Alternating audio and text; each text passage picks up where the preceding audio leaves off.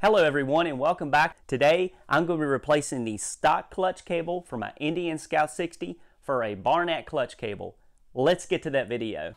Okay guys, before I get started, I first off want to emphasize the importance of proper clutch cable maintenance.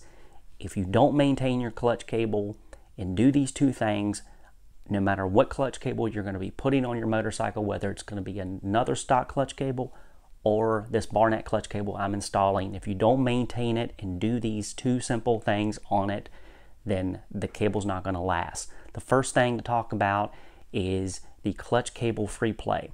According to the manual, you want to have between a 0.05 to 1.55 millimeters, which more or less equates to a 32nd to a 16th of an inch free play. One of the things you can do to gauge that would be to take yourself a quarter. With your clutch cable, you're going to have a little bit of a free play right here. So, we're not squeezing it in really. We're just kind of resting our hand on it. We have this area right here. Take your quarter, put it between this area. If you have a significant amount of free play right here where your quarter is moving back and forth, pretty much what I'm showing here, that's telling me that this clutch cable needs adjustment. The second thing you want to do is you want to make sure you keep the barrel ends of the clutch lubricated at the handlebars and at the clutch. Doing that, your clutch cable is going to last. You also want to check your clutch cable for any frays or anything like that, and replace it if necessary. To remove the clutch cable, there's a little rubber boot right down here near the primary cover. We want to kind of pull this up to expose these threads, and there's a jam nut here. It takes a 12 millimeter socket. We're going to loosen this up, pull that up, and then we're going to take a pair of pliers and release the tension, and this barrel should swing out and it should release the tension of the clutch. So let's go ahead and do that.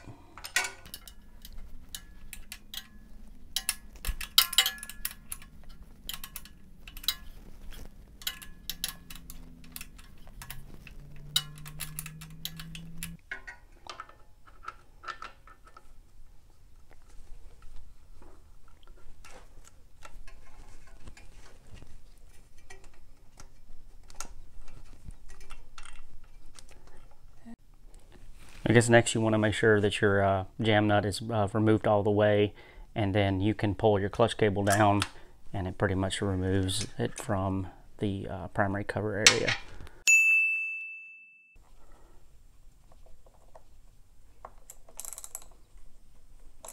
Loosen that up.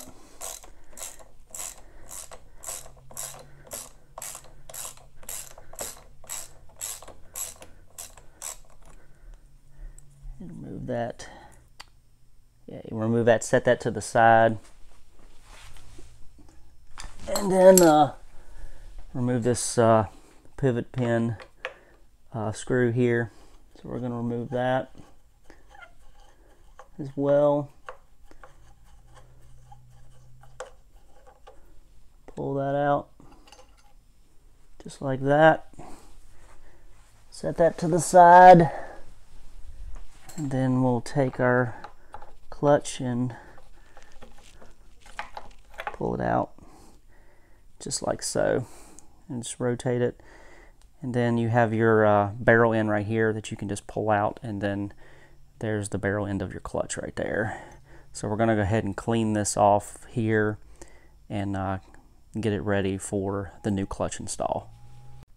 Okay, we also want to make sure that we follow the same path as our existing stock clutch cable.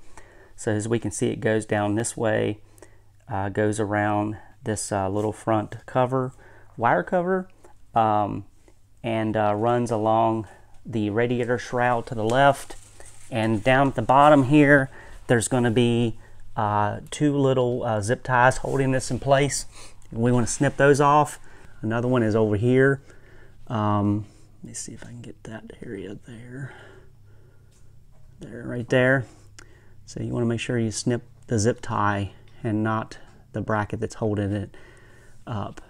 Cut those two off, and then this clutch cable should be free and we should be able to pull it off the bike. Okay, so when you go to pull the clutch cable out, what I did, I started at the top and I pulled it down. I got down here to this radiator shroud, and I had some issues trying to get this clutch cable out, especially with this barrel because of this shroud and the frame area of the bike. So if you go down here to this, basically this, let me see if I can get it here. If you go down here to this bolt right here that's attached to the rear brake line, I went ahead and removed this. It's just a bracket to hold the brake line in place. When I removed that, that allows me to pull this radiator shroud out a little bit, and then by doing that, I can then pull the cable out past this. So it runs down here, so it gives me a little bit more flexibility. It runs down here, it gives me a little more flexibility to basically push my cable through, which I want to get down to this area and then pull this down there, and then I can push my cable back out here.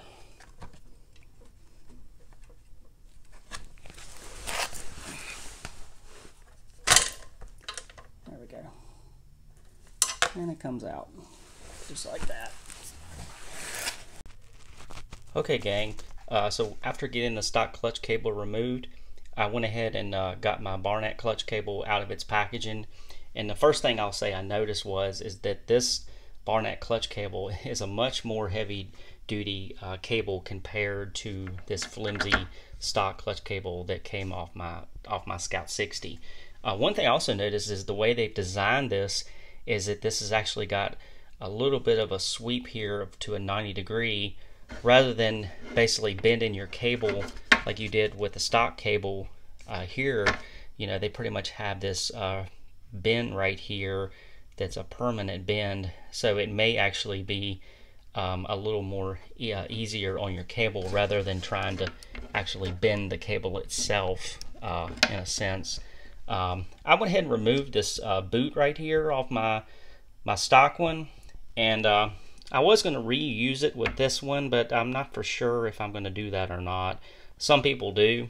Some people put this rubber boot on here for extra protection. This area right here is basically where you make your adjustments for your clutch once it's installed. And you know, like I said, they recommend going ahead and putting lubrication, which it does come with, cable lubricant, putting those on your barrel ends here, as well as cleaning this lever up as well, and making sure we put proper lubrication on those areas as well. But I want to go ahead and clean up some of this stuff here for some of the old grease. As you can tell, it's dirty, so it does need to be kind of cleaned up properly, and making sure that everything is lubricated properly before we reinstall it. Okay, everybody, I went ahead and cleaned off my clutch lever and all the old excessive grease, and Barnett had gave me this little packet of white all-purpose grease and all with my clutch cable. But I went ahead and picked up some just generic all-purpose grease here. It's red rather than white, but I went ahead and added some of that to my clutch lever assembly here.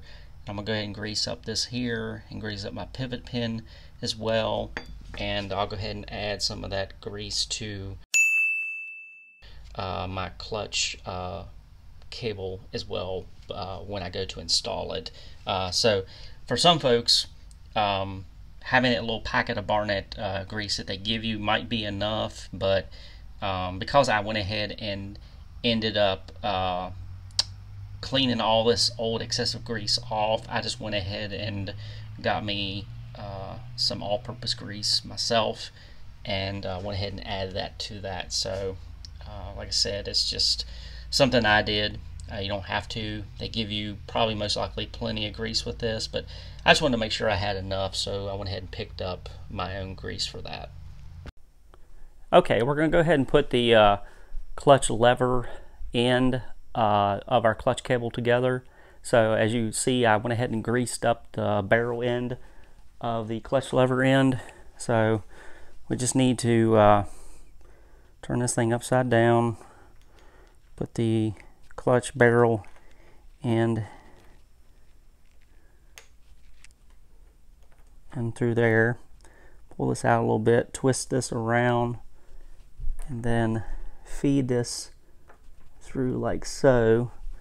And then we went ahead and put our pivot pin hole here in between this area, and then feed this through until that seats, and then take our existing pivot pin bolt and go ahead and feed that through just like so temporarily.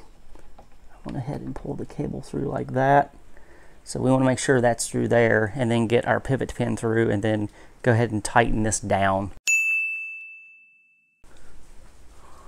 Okay, we're going to go ahead and now attach the primary cover side of the clutch. And one thing that confused me earlier is that the old stock clutch cable had this one jam nut here, whereas this Barett clutch cable actually has two.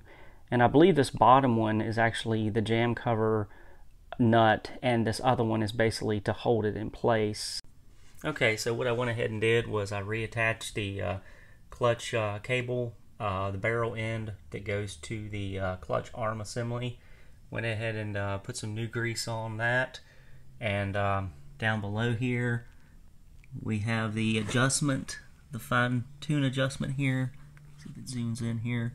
So you have this 10mm nut here and this assembly here, and I went ahead and made the proper adjustments to the clutch cable, reattached some new zip ties, and then went ahead and reattached also the bracket for the rear brake line as well for the radiator shroud. So pretty much that's it. It did take a little bit of adjustment for the cable to properly be adjusted. So let's go ahead and take it out for a ride and see how it does. Okay, everybody. So I went ahead and took the bike out for a quick trip around the block.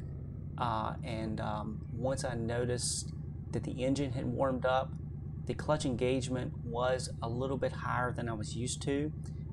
As you can see below in the video, as I go to engage the clutch lever, releasing it, it does engage a little bit higher than I was used to before. So keep that in mind. You know, when you do go take the bike out for a ride after you know, changing the clutch cable over, it's going to need some adjustment. It's going to behave differently with it being, the engine being cold versus once the engine's warmed up. You're going to notice a difference in the way your clutch engages, so keep that in mind. So once I got back to the house, I went ahead and made some additional adjustments there, and was able to get it within the appropriate threshold that it was supposed to be engaging properly. So hopefully this video will help some folks. It was a real easy installation. It didn't take long at all. I appreciate everyone watching. Drop me a like or a comment. Thank you very much, and I'll see you all next time.